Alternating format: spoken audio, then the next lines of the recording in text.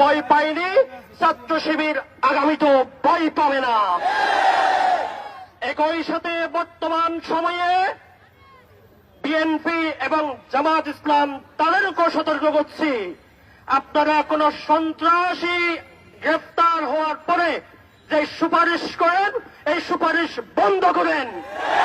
আপনাদের পক্ষ থেকে কোন সন্ত্রাসীর পক্ষে সুপারিশ আমরা আশা করি না। আমরা কোন ধরনের এরকম ভাবে নমনীয়তা প্রত্যাশা করি না।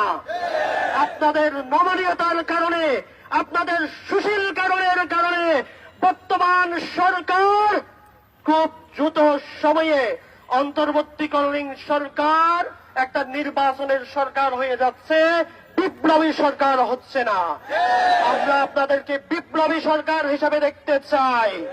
আগামী দিনে ছাত্র শিবিরের ঘোষিত সকল কর্মসূচিতে আপনাদের অংশগ্রহণ প্রত্যাশা করে আমার বক্তব্য এখানে শেষ করছি।